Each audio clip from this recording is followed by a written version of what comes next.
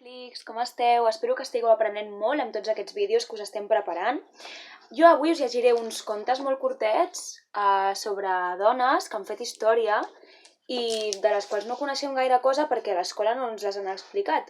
I he fet una selecció de contes de dones artistes, com tots vosaltres, que els agrada cantar, ballar. I la primera és Alicia Alonso, que va ser una ballarina cubana. Y esta historia diu: había una vez una niña ciega que se convirtió en una gran bailarina. Su nombre era Alicia. En su infancia, Alicia sí podía ver, y era una bailarina excepcional, con una gran carrera por delante, hasta que enfermó. Su vista iba empeorando con el tiempo.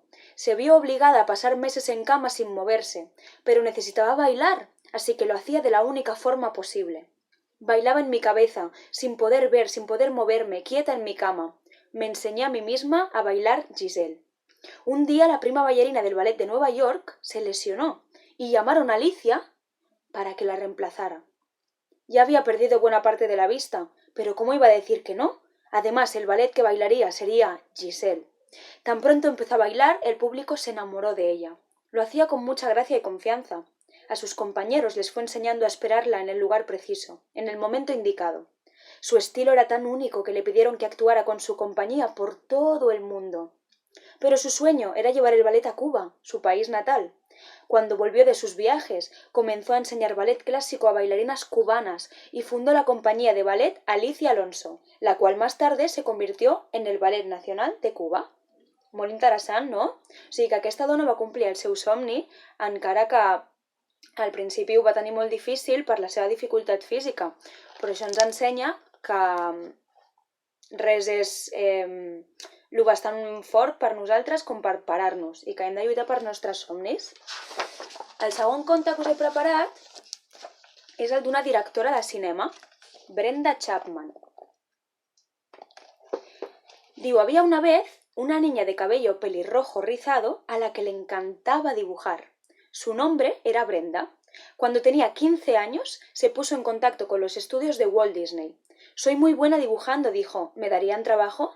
Le contestaron que volviera a ponerse en contacto con ellos cuando fuera mayor y tuviera algo de experiencia. Y eso fue justo lo que hizo.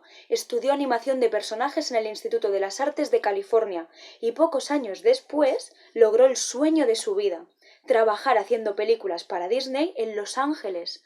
Pronto descubrió que era una de las pocas mujeres en la empresa. Allí fue cuando me di cuenta de por qué las princesas de Disney siempre aparecen tan indefensas. Todas habían sido creadas por hombres, recuerda Brenda. Se prometió a sí misma crear un nuevo tipo de princesas. Fuerte, independiente y valiente, pensó. ¡Qué gran nombre para una película! La princesa Mérida, de Brave, lo es todo menos indefensa.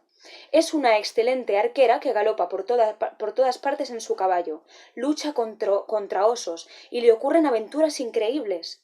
Brenda se inspiró en su hija Emma, que es una niña fuerte y de espíritu libre, igual que su madre.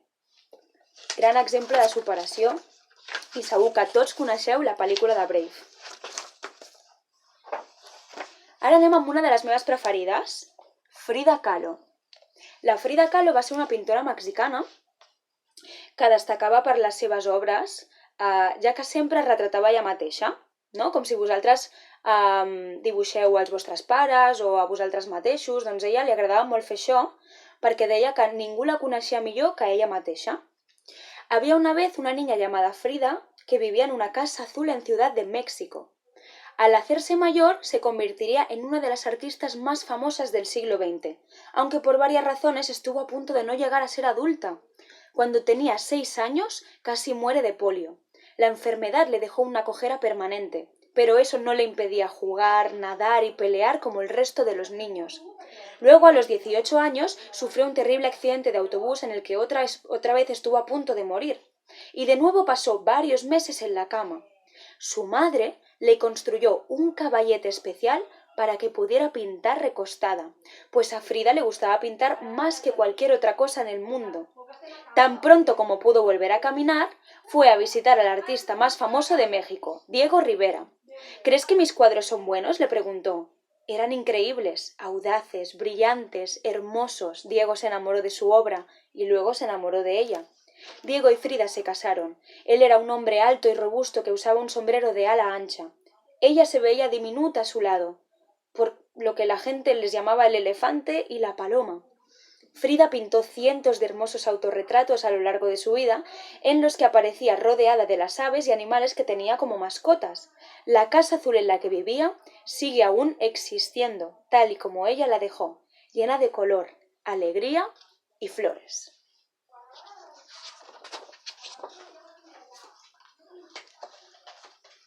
I ara anem amb una cantant d'òpera. Segur que coneixeu l'òpera perquè a Can vosaltres esteu començant amb aquest gènere. És un gènere molt interessant i també molt difícil i les dones que, per exemple, han destacat més han sigut Montserrat Caballé o María Callas.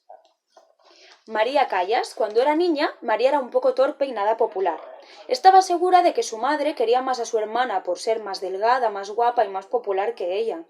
Un día su madre descubrió que María tenía una sorprendente voz y la alentó a que cantara para ganar dinero para la familia. Intentó apuntarla al Conservatorio Nacional en Atenas, pero la rechazaron porque nunca había recibido una educación musical formal. Así que su familia pagó una profesora privada. La primera vez que la profesora la oyó cantar, se quedó sin palabras. Era la voz más increíble que había oído jamás. María no solo dominó las áreas más difíciles en cuestión de meses, sino que su estilo de canto conmovía el corazón de cualquiera. María volvió a intentar entrar en el Conservatorio Nacional, y esta vez sí la aceptaron. Una noche hizo su debut en el escenario del teatro de la ópera más famosa del mundo, La Scala de Milán. Mientras cantaba, el público se dejaba llevar por cada una de sus notas a un lugar de pasión, alegría y amor. Al final, todos se pusieron de pie entre gritos y aplausos y cubrieron el escenario de rosas. María llegó a ser conocida simplemente como la divina, la soprano más famosa de la història. I això és tot, nenes i nens. Si us ha agradat, podeu aconseguir aquest llibre, Cuentos de Buenas Noches para Niñas Rebeldes, a qualsevol llibreria. I res, espero que tots aquests vídeos sorpresa us segueixin animant a descobrir coses, a passar-vos-ho bé aquests dies a casa. Jo sóc la Laia i aquest ha sigut el meu vídeo per vosaltres. Un petó!